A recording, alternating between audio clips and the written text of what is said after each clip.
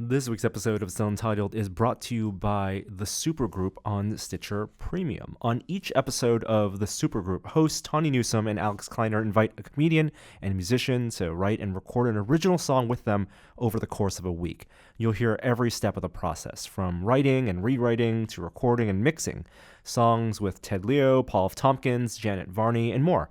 The podcast is funny and the songs are legit. Listen to The Supergroup only on Stitcher Premium. Go to StitcherPremium.com and use the promo code Untitled for a free month of Stitcher Premium, and thank them for supporting us this week. And on with the show. Welcome to Still Untitled, the Adam Savage Project. I'm Will. I'm Adam. And I'm Norm. Well, hello. Welcome back. Thank you. It's been a hot minute. It has. Yeah. I'm glad we were able to squeeze in this podcast in the midst of all the Comic-Con preparation and Mythbusters Junior production. Oh, my God. Yes, I was shocked when I got your text message last night. Want a podcast? I'm like, I was not planning for this. Well, I woke up this morning. I went to bed early last night and looked at my phone and was like, oh. Yeah, okay, I can be there in an hour or two. Yeah. That's awesome. So what's the haps? Gosh, there's so much. I spent 10 days in beautiful Aspen, Colorado at the incredible Anderson Ranch, which is over 50 years old. It's an incredible artists' colony school. It was really inspiring. Tom Sachs brought me there. Oh, cool. Introduced me to those guys, and they invited me this year as a visiting artist to come. And I, as we talked about on the podcast before, I went to replicate the Maltese Falcon, and we poured 5 bronzes. Wow. At the end of my time there, we poured 5 40-plus pound bronzes. So I know a little bit about like aluminum casting and stuff like that. What's different when you get into something like bronze? Is it just temperatures and stuff? So when you're asking what's different, the answer is I have no idea, because this is my first time. This is my first rodeo for doing this. But I took the microcrystalline wax master that I'd spent about 50 hours sculpting here before I left.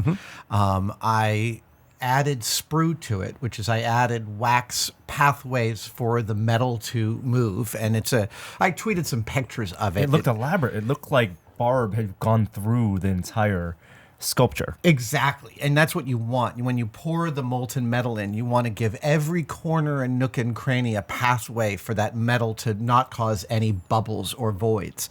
And we still got some bubbles and voids, and that means that I'll have to learn some bronze TIG welding here at the cave. Patching. Cool. Yeah. And in the middle of it, I had 3 days where everything was done, but we couldn't pour yet because there were some big fires in Aspen. Oh no! Yeah, they were near Basalt, which is in the Aspen Valley, and my friend Eric Mead lives there. I went to dinner at his house. I was like, Eric, you know the hill next to your house is on fire? And they were like, no. And within the next day, Eric and his family had put all of their most important belongings in the car to ready to. They didn't have to evacuate. There were very few properties destroyed, but it shut down the Aspen airport for a long time. Yeah, it was a whole thing. That part of I've only been to that part of Colorado once, and it was when I was probably 10 or 12 years old, a family trip. But I just remember everything being so sparse and gorgeous but green, unlike here. So amazing. And the revelation of the trip was pointed out by my wife, who came out for a couple of days. She actually took the time I was up there to take the train to meet me in Aspen and then on to Chicago to stay with some friends of ours for a few days. But she pointed out that the most remarkable thing about Aspen's flora is the aspen tree itself. The aspen tree itself has small leaves like the size of silver dollars. Okay. And when the wind blows, not only do they kind of move like the Alhambra water truck sign, like little sequins. Yes. When you look at one, the tree looks like it's applauding you. It looks like an adulation from a plant. And it's like, yay, as you walk by. And it makes this beautiful sound. I know exactly the sound you're talking when you talk about those sequins. Yeah. That was really awesome. That being said, everyone in Aspen drives the speed limit, and it's freaking creepy. Well, okay, so having grown up in a small town where a large portion of the city's revenue comes from speeding tickets, There were and there's not every enough time I hit the traffic. road, Yeah. there was a cop having pulled someone over. So Yeah. they that was a high priority for the local constabulary, and that's totally reasonable because apparently they had a lot of trouble with DUIs back in the day. I can't imagine. and also, like, if there's not enough people to fill the roads, like here you can't really speed because there's too many people. Right. So it's not a problem so much. Also, There there it got a is. lot of cliff roads. Yeah. On the last day, Aspen Airport was open, but because it was now Aspen Airport is relatively tiny. Yeah. Because it was handling 4 days of people trying to get out, I ended up driving to Denver. Oh, yeah. Wow. So I love that okay. drive. the other part of this was that Tom Sachs and I shared a studio for the 10 days that I was there. Oh, awesome. He was working on a sculpture, and I was working on my stuff, and that was delightful. I have to imagine you boys had fun. We are very productive when we're put in the same room. Oh, that's together. awesome. We got a That's lot done, insane. and it was really, really fun. And so Tom and his family and I all drove to Denver at like 6 a.m. the last day, and we went through the Continental Gap. Yeah. At Bethel Pass? Absolutely beautiful. Yeah. So gorgeous. At 6 a.m. with raking sunlight across the valley, it was the perfect time. I'm bad about my Shining stuff, but the overlook is actually there, right? So the two, overlook is right? based on a couple of different hotels. okay. The exterior is based on one. The interior is based on the Ahwahnee Hotel. But And yes, Oregon Okay. is where the interior. interior or exterior. Actually, I can't remember. I believe it's I want to say it's the exterior. Okay. The one close to Bend. Okay. Middle Oregon. Okay. Yeah. It's all a jumble Cool. in my head now after The all that terrible research. Shining Sure. remake, the TV movie in the 90s, was Oh yeah, where the shot. topiary animals actually chased them down, right? A I fine never saw CBS that. product. The one that Stephen King was the one he signed off on because he hated the movie. That one was shot, I believe, in the hotel that was it Well, actually inspired like, the book. That thing with the movie and the author of the book not agreeing with each other, totally fine. Yeah, totally fine. Like it happened with 2001. I mean, even though that was a co-written product, Arthur C. Clarke always said he preferred the book. I believe after Interesting. the I didn't different know that. mediums. Yeah, it's a little bit different story even. Yeah. And the book Shining is very different from the movie Shining, but I Yeah. think they're both. Oh, yeah. They both stand on their own. No, they're totally different documents. yeah. So you tweeted a picture, and I assume this is during the 3 days that you had some downtime of a sculpture, a bird sculpture. Yes, I What made was that an about? automaton. Yeah. So I'm in this shop. I have 3 days with nothing to do while I wait for the air to cool down and the molds to cure so that we can pour these birds.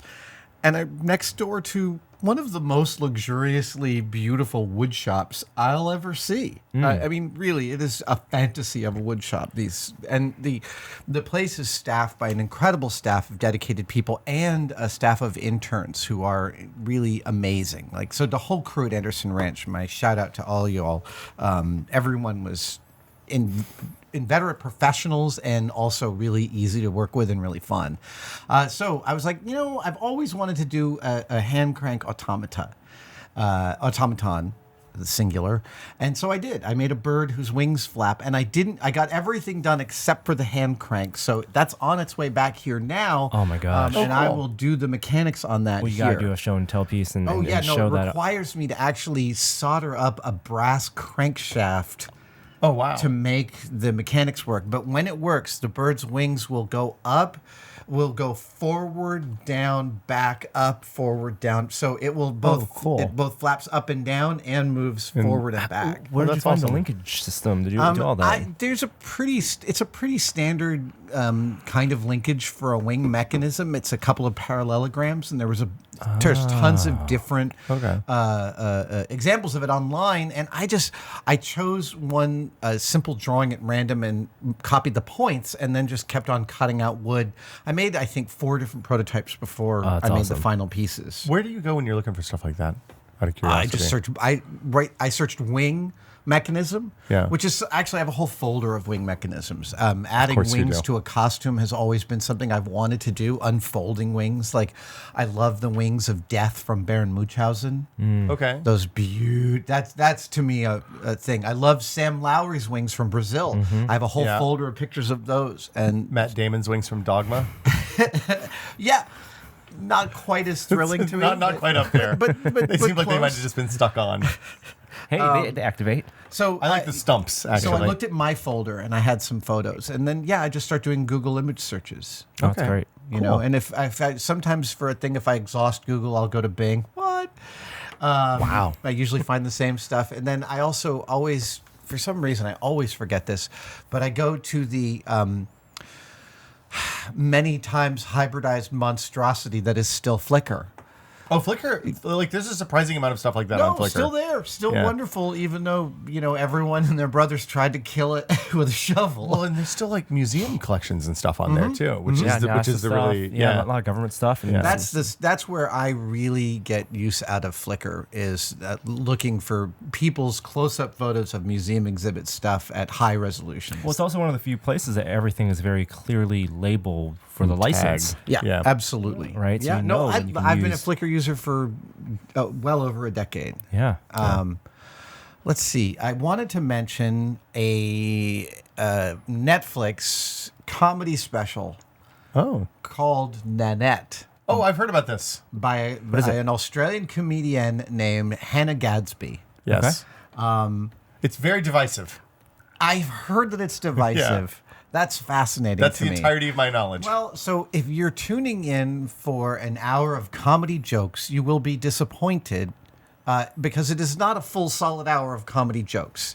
It is a bunch of it's a lot of comedy from a very experienced and wonderful comedian I did not know about, but it is also a deep meditation on trauma and comedy and how to actually deal with and talk about trauma in a way that comedy doesn't necessarily facilitate. And it's an examination of the limits of comedy. Interesting. A deconstruction. A deconstruction. And it's also a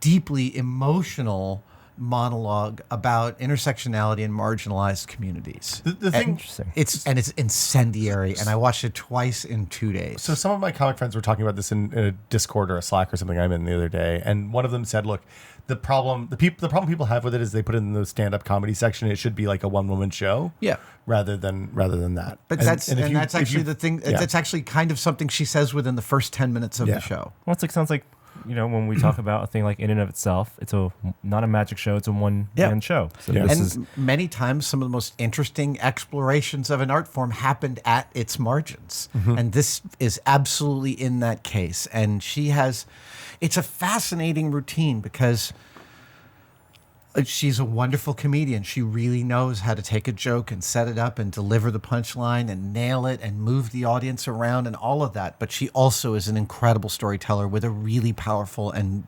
upsetting story to tell. And it's an important story. And I found it, some of the ways in which she tells that story involve repetitive, rhetorical phrases that feel quite mannerist, and yet they're super moving. So on an intellectual level, I'm like, I heard that already, and it's a little. And then just part of me, I'm just like ugly crying.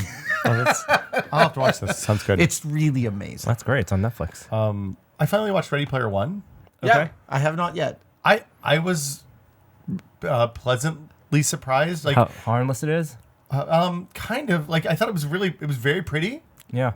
It's funny. Norm and I were just talking about it last night. Like the character design of the avatars skeezes me out at an incredibly high level. Yeah. For like 90% of them, like just the stylistic choices they made about Right. making them kind of gray skinned and making their proportions intentionally dysmorphic. But there were a couple of bits in there that were profoundly awesome, including, I don't want to spoil it because it was actually one of my favorite parts of the film, but it was something that's close to, I think, everyone here. So, All right, I will. Yeah. I'm looking forward Clearly to made it. by a master. Yeah. Yeah, like I watched that and I was like, okay, this is a movie that literally wouldn't have been able to be made if Spielberg hadn't been attached to it. Well, and this is the thing. It's like, even if you don't like, but like even the movies of Spielberg's that I don't like are masterpiece, are masterfully put together, Well, like Soderbergh, like Michael Mann. Yeah. And so in this, like, they got through the first 10 or 15 minutes were the nostalgia part that was interesting on the first read of the book and insufferable on every subsequent visit through. Mm-hmm. And I thought it was really, like, he got that out of the way up front, and then it was just kind of like, it was there in the background if you wanted to go in and frame by frame see what all the characters were, but it Mm-hmm. wasn't a, hey, look at my DeLorean with the Knight Rider flashy lights and the R2D2 on the back. Right. Which It was showed it didn't have to tell. Yeah. Because it's a movie. Yeah, exactly. It was good. I reread as part of my all space all the time lifestyle right now, all NASA, all space exploration. I reread Nicolas de Monchaux's incredible book Spacesuit. Oh, I bought that the other day.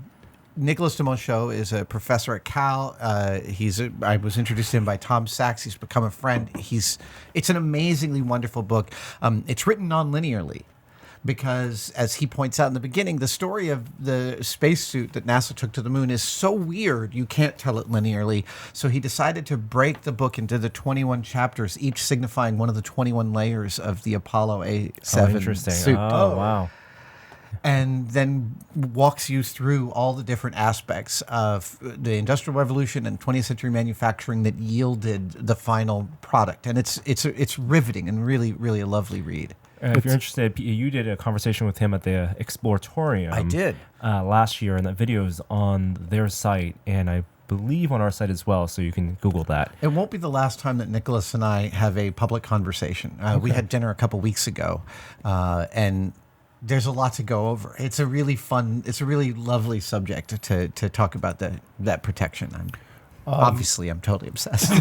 So just before the show, we talked about it being the 30th anniversary. Yesterday, for us, I guess for you guys too, was the 30th anniversary of the release of Akira, the film. Crazy, yes. Right? I saw that you tweeted that. And also, we missed it in May, but that was May was the 30th anniversary of the release of My Neighbor Totoro in Japan. That they came out within 3 months of each other.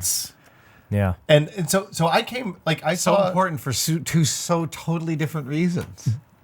But kind of the same reason, because it was when you go back and look at them now, it shows you can make a serious film in animation. Absolutely. That isn't a kid's film necessarily. Yeah. I mean, Totoro is a kid's film, but it also is very much not a kid's film. Completely. It's not like it plays on multiple levels. It plays on this level that goes to everybody. Yeah. And people today can't appreciate how foreign, literally, those films were because we didn't have the internet, Netflix. No, when I saw Akira... I want to know, exactly. When I saw Akira, it was because my friend Rick Sayer from Pixar, who was working with me and Chico McMurtry at Amorphic Robot Works in like 1992. That's a good name. This is when Pixar was in Richmond, up there at the other side of the Richmond-Centerville Bridge. So that would have been before like Luxo Jr. Any of their when they were doing stuff for Disney. Yeah, it was like super Beauty and the Beast and stuff like that, right? early. Yeah, but they had a screening room, and so Rick would have screenings for friends in that screening room. And I saw Meet the Feebles there. Wow. Which is just the nearly pornographic Muppet movie that got Peter Jackson to Cannes Film Festival. Yeah.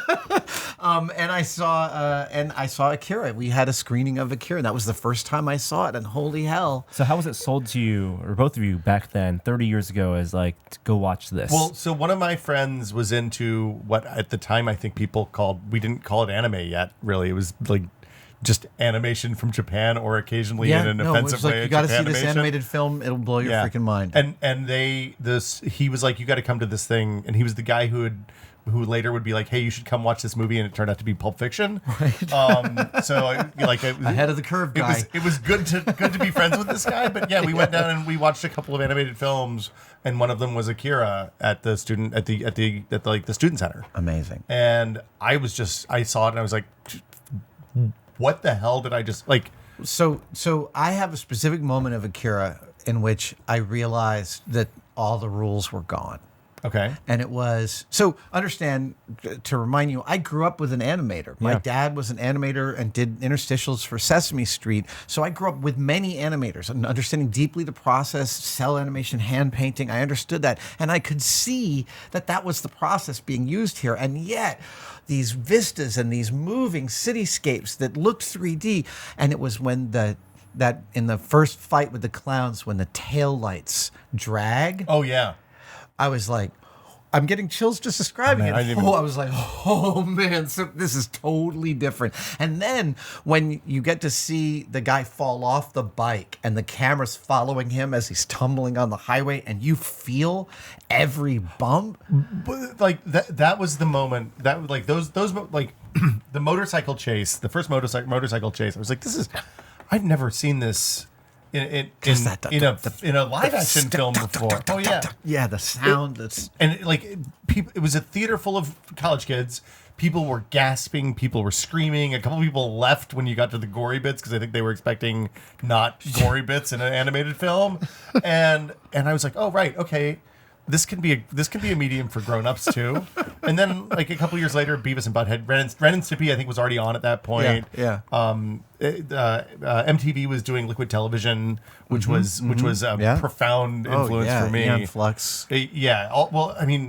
So all the liquid television stuff is on archive.org now.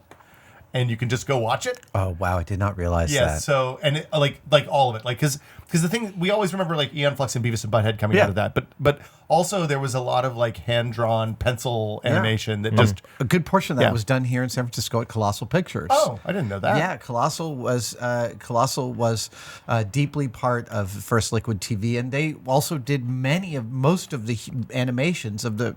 Remember how the MTV logo was always being animated in a different way? That was also Colossal. Oh, cool. Yeah. That's the beauty about animation, whether it's the hand-drawn or even CG stuff now. Even the CG stuff now, Pixar prides itself in all being hand-done. It's not simulations in terms of like... Right, they're not doing physics simulations. They're hand tracking. Like they're not putting markers on people to animate the faces. Right. No. Hold on, just before we move on from Colossal Pictures, I want to point out that the style that Drew Takahashi and Gary Gutierrez pioneered at Colossal Pictures in the 80s was a style that utilized cut paper and animation and CG and all these different forms, and they called it Blendo, which is why Jamie Hyneman's first robot for BattleBots for Robot Wars was called Blendo.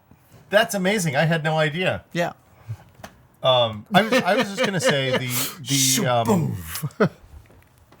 I have no idea. You were saying something important. You were saying something good.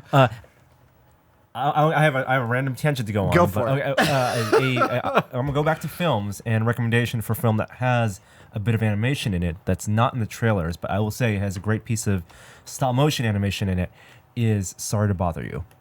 Oh, so what's Sorry to Bother You? Sorry to Bother You is Boots Riley's film starring Lakeith Stansfield from Atlanta and from Get Out. It's apparent. I have been steadfastly not learning anything about it because I've been hearing it's so amazing. Actually, at Sketchfest about 3 or 4 years ago, Boots Riley was here in the cave telling me about his screenplay for this movie and telling me that he had shown it to Dave Eggers, who said it was the best screenplay he'd ever seen, and had published it. And now it is out. And I've been a little busy, but I cannot wait to see it. Everyone I know who's seen it says it is completely an experience. Shot in the Bay Area, shot in Oakland, set in Oakland. Yep. It has a real Bay Area vibe to it. It has. And I don't want to know anymore. I don't want. The from the movie poster or even the first 10 seconds of the trailer, it is a guy who gets a telemarketing job. Okay. And that's all you need to know. That's all I know. On the other front of things that sound amazing, the first thing I saw out of Comic-Con this year was some friends of mine who went to the Leica exhibition. Yeah. I'm going to that tomorrow night. Okay, I was going to say, if you have time, you should make sure you go because the pictures that they were sending were astounding. I can't wait. I can't wait. And they're so private and so like we tried to get in to see Leica years and years ago and just like they just don't. I mean, they're working all the time but B, I can't the wait. fact that they're I'm bringing really their stuff down there to show off is rad. So before I want to talk about I want to talk about Comic-Con because we're going to release a bunch of stuff at my panel at Comic-Con, and there's a bunch of stuff going on. But before that, I wanted to mention that last week, a week ago, I released a new set of products on AdamSavage.com. I released new black versions of the EDC-1 sailcloth bag. I released a new, smaller and less expensive version called the EDC TWO in white, recycled, upcycled sailcloth. I released some patches for specific use cases for the bag, whether you're a writer or a painter or a coder. Actually, I don't have a coding patch, and I took a... What's the coding like? Just like some brackets? So I did a poll on Twitter as to what would a coding patch be, and I got all of these like special ASCII characters, none of which I think I'm going to use. I really feel like it's a keyboard and a cup of coffee. I feel like, but it could just be a command prompt, like a bash prompt. Yeah, but that's not really deep iconographic. cut. That's a deep cut. But yeah, okay. I mean, I would say a bash prompt isn't that like you can get it on if you open your terminal on your Mac, it's right there. No, I know. I like the iconic graphic, visual of a keyboard. I don't think that. Well, so I think that a keyboard and a cup of coffee tells the story in a way that I don't know. That maybe I'm overgeneralizing. You're doing the model maker's reach for programmers. Yeah, I totally am. Is the writer one a typewriter with Stephen Cantrell throwing the piece of paper over his shoulder? The writer is a typewriter, an old-timey typewriter. Perfect. But I also released the plans for the EDC 1 and 2 so that people can buy the plans and make them themselves. That's awesome. This was informed by a number one, when we released the EDC 1, we made it as cheap as we could and still be able to manufacture it in the United States. And people said that was, some people complained that it was too expensive, and I appreciate that. So we were able to make the EDC 2 much more efficiently. Marcos did some amazing designing to make it out of 2 pieces of fabric, where the original is like 7 or 8. And still someone said that back at that time, you could also release the plans so people could make their own. And I thought about it, and I really liked that idea. So I'm releasing the plans for $15. You can buy the plans for one or the other bag. And these are full large, size, one-to-one patterns. It's like a physical piece of paper. It's a physical, a very large physical piece of paper with a recipe on it for making a bag. And we released a video of you using that very using plan that pattern with Marcos to make the EDC 2. Yeah. The fact is, I've been inundated with requests for a PDF of said plans. And I'm having a little difficulty with this request. And part of it is that, I made a physical object so that people could make physical objects. And I kind of wanted to keep the whole interaction in the physical world. And it's not that I denigrate the virtual world. It's not that I don't think that coding is making, because I do. It's just that my medium is physical. And I wanted to keep that interaction within my medium. Now, I'm not sure that's a good enough reason. I released it under a Creative Commons share-alike license, so someone could make a PDF of it and give it to their friends, and that's okay. But I felt like I didn't want to be the source of that PDF. And maybe I'm just being overly weird about it, because I wanted people to get excited about getting the plans and getting the object. And to me, I sort of felt like if I released the PDF, I'd never sell another paper plan. But maybe I'm totally off the mark on that. Well, okay, so are you... There's a lot to unpack here.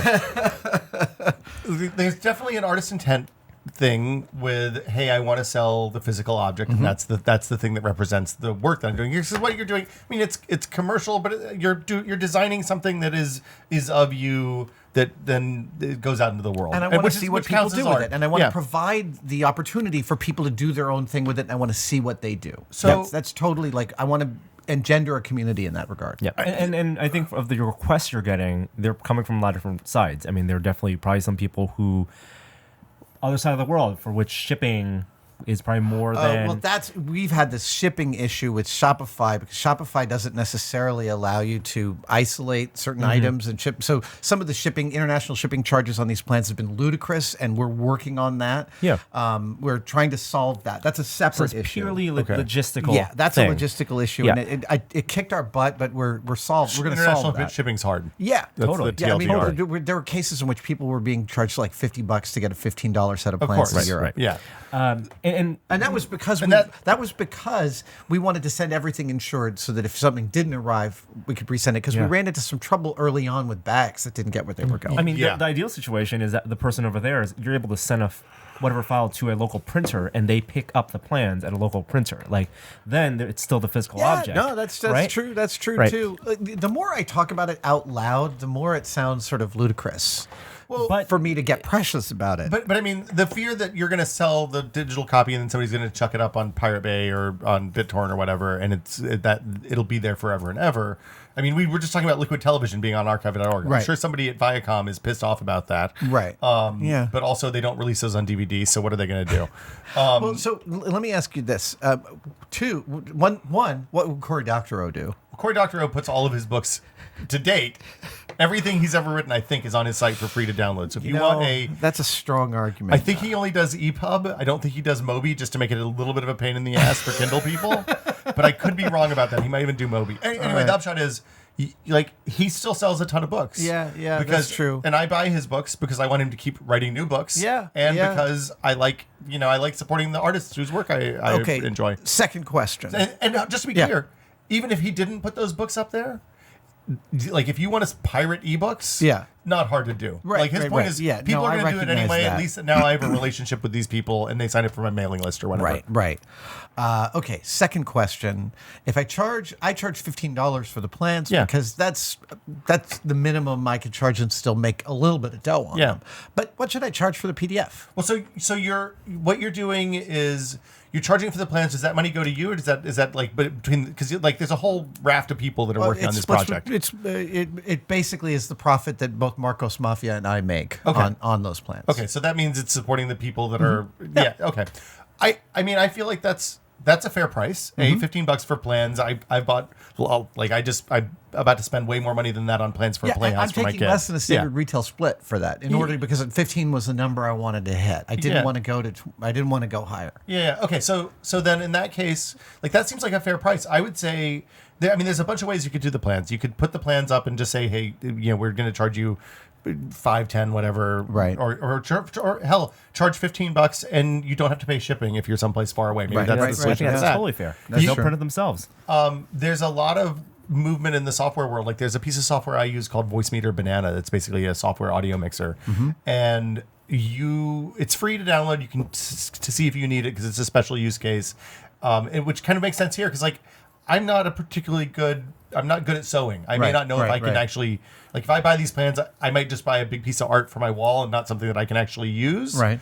But if I can see the plan in advance, then I would know if I think this is something I can accomplish. So I mean, maybe you put a donation link up and make people click through it to get there, or maybe you charge $5 or $10 or whatever. I mean, you got to figure out what's right for your business. Yeah. Because you and your partners have to make money. But I feel like the people who are going to support you are going to buy it. The people who aren't are going to steal or whatever. Yeah, and there's nothing you can do about either of those things.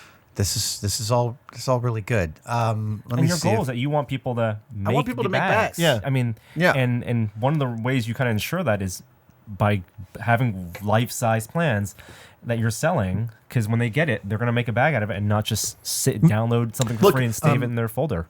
Here's one other last question: is no, I think that's it. Maybe instead of saying, hey, click this donate link to get the plans, or don't donate. If you want to see what people make with the plans, maybe you put the plans out there and say, hey, I'm going to take these for free, but I promise to share photos of what I build with you at the end, right? Maybe you see the product of this thing. And make that part of the transaction. I'd rather it be voluntary. Well, I think it's always voluntary, right? So that's the customer service thing. I went to the Natural History Museum and the Brooklyn Museum when I was in New York, and those are both optional. You pay what you think it's worth to you. Yeah. But you don't just walk in. You still have to wait in line and go up to a counter, and the person says, how much would you like to donate? And then if you ask them, how much do people usually donate, they don't answer. They say, how much is it worth to you? How much time you think you'll spend here? You have to think about it. And look the person in the eye and go, that's okay, amazing. $20 a person. $20. I need a picture of an eye. Well, yeah, but just stare at me. Send me a short video that says, I think that these plans are worth nothing, Adam, and then you can have them for free. I love that plan so much.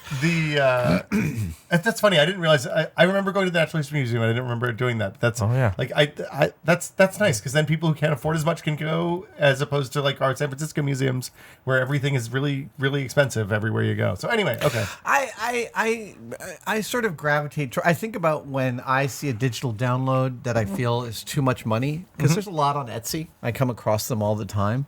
And some of them are reasonable, and some of them I feel can be unreasonable.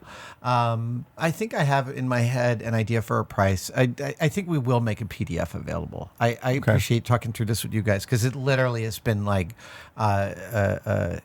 we've been inundated with emails asking about this, and it's been necessary to address it even within all the melee of what's been going on. And I was literally kind of like lying awake last night trying to figure out how to solve this. But I think that making the PDF available is like, I want more people to try sewing. Yeah. I want more people to make a bag and make it different and make something cool with it. And I want to see what they do, because the process of going through it myself with Marcos has been so rewarding and so amazing. Well, and so the cool thing is the plans, the physical plans are Creative Commons share alike. So if people can modify them, use them for whatever they want, right? Presumably same thing for the digital. Absolutely, yeah, it'd be the same exact thing. And you know what? Some people, if you want to take the, something from the playbook of Etsy, people sell kits, right? If there's an opportunity to sell the fabric. Ah, interesting. I hadn't even considered that. And the cut fabric? Yeah. The cut, or just enough fabric and all the findings. Exactly. Yeah. I mean, the fact is that, you can get the same findings that we use, the buckles and the strap hangers and all the little bits of hardware, but we get a large discount because we buy in such high volume. Right? Yeah. Make it a kit. Yeah. I love the idea of a kit. A kit is really interesting. I'm really gonna think about that. Okay. Actually, we do have a kind of a kit item coming up for Labor Day. Ooh. Yeah. That was great. You guys both teaser. made a kind of an animal sound. What a perfect segue. I Yeah. gave you the Flickr Creative Commons segue like 20 minutes ago. Look, we were just talking about I saw this that one now. hanging there. I saw that one hanging there. You know Norm better. And I knew we weren't going to make it there. that's I knew it wasn't hilarious. time yet. So Comic-Con, you are leaving tomorrow morning. I'm leaving, tomorrow morning, flying down. There's no way in hell I'm leaving. I am leaving Thursday morning. Yes, we're gonna have a ton of coverage there. There's actually 2 posts on the site right now about where you can find not only the activities that we may be participating in, but also the friends have tested. Adam, you'll be doing Incognito. I'm doing Incognito. And we're also doing a Totoro meetup. A Totoro meetup. What's the collective noun for Totoros? I want to say a collective noun for Totoros is an embrace of Totoros, I like that. right? Because you just A waddle of Totoros? Yeah, but that doesn't include the emotional aspect of what it means to see. When I was walking by Buy Right Ice Cream as Totoro 2 years ago on Halloween, the guy behind the counter lost his freaking mind. Oh, I can't. I would love, like, on Halloween or something, like when they're doing a screening of Totoro at Alamo. They do it every summer. Yeah. I want you to just walk down there and I want to go watch people's I will totally reaction. do that. I will totally do that. Yeah. We can cover it on Tested. I would love that. Yeah. We've got the camera. So we thought we were getting like 2 or 3 Totoros. Yeah. Maybe 3 or 4 Yeah. tops. Yeah. But We think it's gonna be like a dozen. can you imagine? Yeah. I would all different squeeze. sizes. We're not walking the floor at Comic-Con. A dozen Totoros is not what anyone needs on the crowded floor of the San Diego Convention Center. But Comic-Con takes over all of the Gaslamp district of San Diego, and the Totoros will be. Do we tell them where we're meeting? No. Ah, We will. The herd of Totoros. Yes. The herding of the Totoros is the new.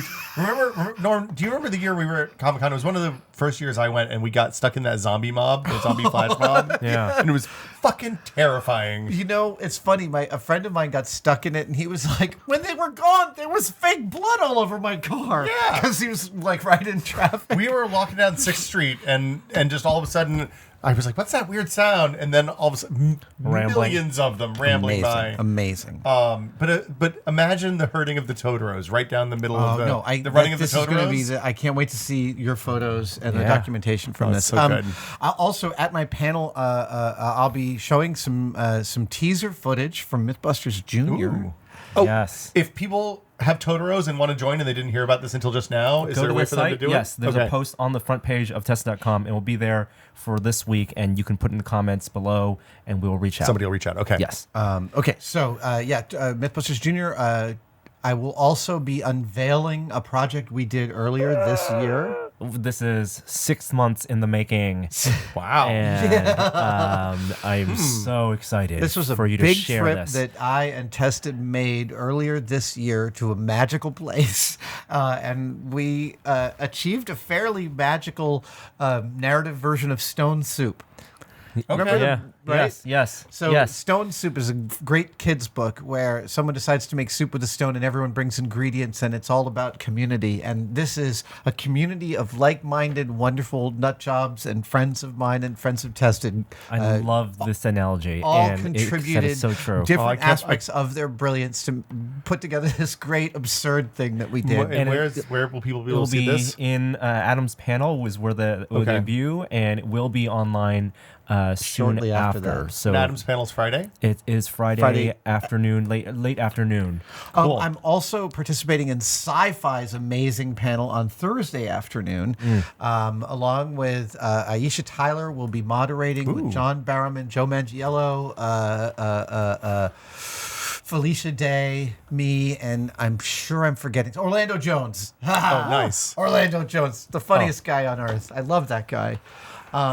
Anyway, yeah, we had an amazing panel last year for Sci-Fi, and I was a late addition. Turned out that I was able to make it, and they had an open slot. I can't.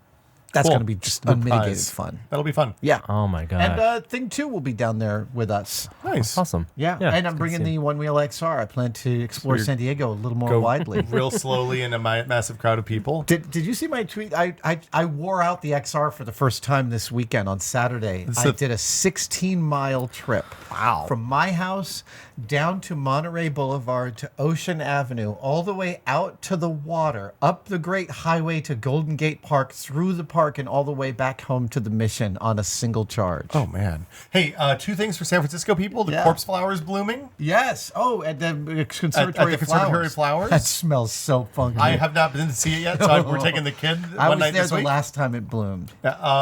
And then the other thing is, unfortunately, it's too late, but the pianos in the botanical gardens, like they do flower pianos where they put pianos all through the thing, and people like just sit down and play the piano did in not know about the this. And it's in the gone? botanical garden. Yesterday, I think, was the last day. I'm on their mailing list now because my wife and daughter went yesterday, and the pictures they brought back were astounding. So I'm going to make sure I go next year. But it looked lovely. Wow. Yeah. So much going on. It was a good catch up. That was. Yeah. Anything else on the site to cover? Oh, You guys do anything this week? Anything big happening? we are wrapping up a mini series of Adam and Daryl, our friend Daryl Maloney, Broken Nerd, from Silicon Valley Comic Con. The Knights of Ren costumes that you two put together. That's for members on the site, and it was a wonderful little series. Daryl is now a contributor. We're working on it, and we're going to see more of Daryl's stuff on the site in the coming months. He's working on a secret project for me, which we will start unveiling the parts and pieces and bits and bobs too. Rad. Spoiler, it's another spacesuit. It's Adam Savage's Tested Spacesuit channel. Pretty soon he's going to make a real spacesuit that actually works. This is so. Just to remind you, next summer is the 50th anniversary of the moon landing. Oh, you didn't say? Yeah. Amazing coincidence that.